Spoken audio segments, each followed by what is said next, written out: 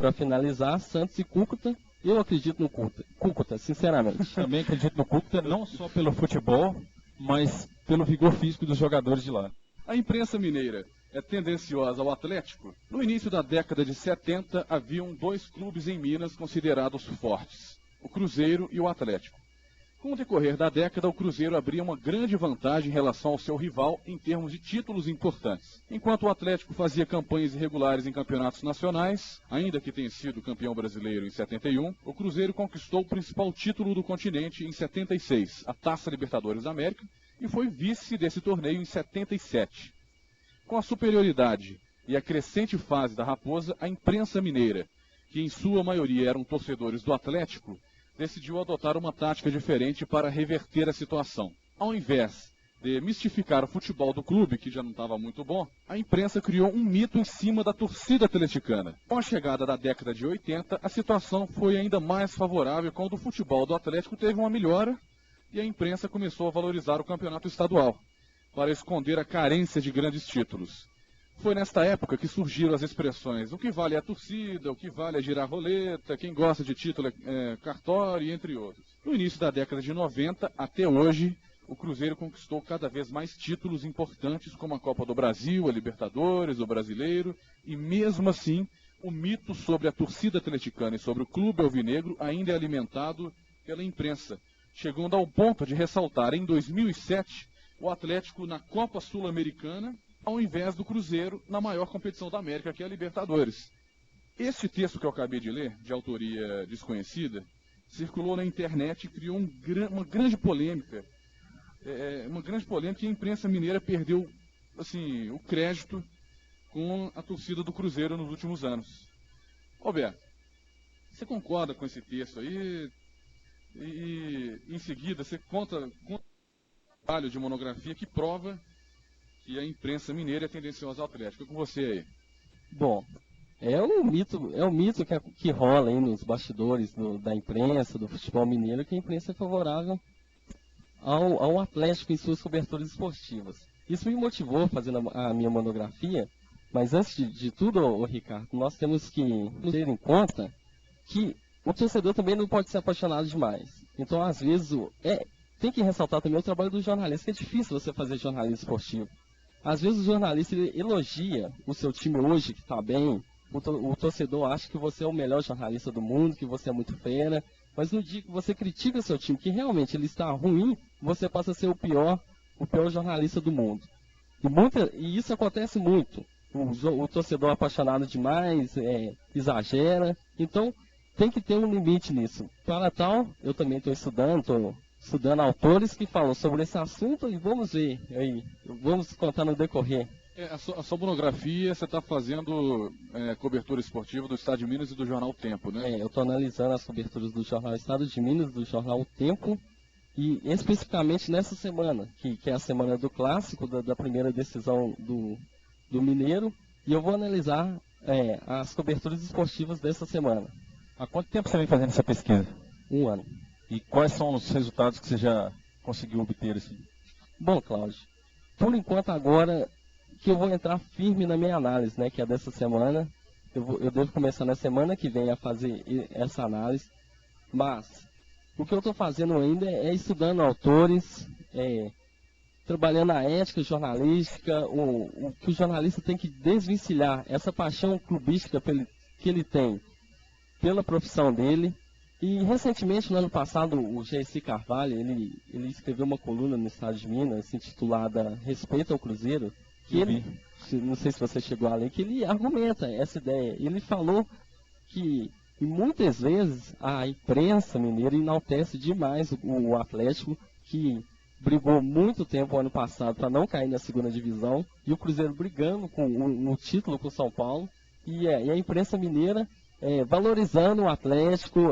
Principalmente antecipando o centenário, né? Porque o ano passado foi brincadeira. O Atlético brigando, conseguiu se estabilizar na Série A e depois conseguiu uma entrada na Sul-Americana, ficou só a imprensa falando de Sul-Americana. É uma coisa, pô. Ao invés de você enaltecer a maior competição da América, fica enaltecendo a pior. Isso é verdade. Não dá pra entender, né? Não. Às vezes é questões de patrocinadores, questão de manipulação da massa, alguma coisa assim, né? Com certeza. E tem outra informação também, que aquele repórter, o Antônio Melani, que ele cobra o Cruzeiro no estado de Minas, pelo estado de Minas, no domingo ele estava naquele programa que passa na Rede Minas à noite, o meio de campo, que é comandado pelo Roberto Amaral. Ele deixou entre as linhas, ele falou que a diretoria do Cruzeiro ele tem problema sério com o estado de Minas, que sempre, eles brigam sempre e deixam. E tem vezes que o Cruzeiro até deixa a equipe de reportagem não entrar na Toca da Raposa. Então, às vezes, isso também pode ser um motivo de polêmica entre os dois. Cobre, assim? O Antônio Melani é o cronista do Cruzeiro. Agora, com a questão dos treinos secretos, a imprensa realmente está entrando no decorrer do trabalho realizado pelo treinador. Isso é verdade. E recentemente também a Itatiaia, isso eu fiquei sabendo, ela teve uma discussão aí com o assessor de imprensa do Cruzeiro, Guilherme Mendes. Sim, foi lá em Ipatinga. Que ele tinha proibido, né? Não sei, eu não acompanhei muito essa repercussão. Que ele tinha impedido da Itatiaia de fazer a entrevista com o técnico do Cruzeiro, o Adilson Batista. Eles alegaram que o local onde estava colocado o aparelho da Itatiaia para transmissão da voz do Adilson Batista não estava condizente com o som. O som estava saindo com má qualidade.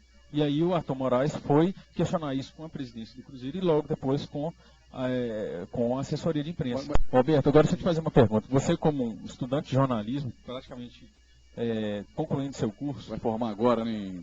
Daqui a 2 meses, né? Como é que você vê essa situação de você conviver com a razão e a paixão?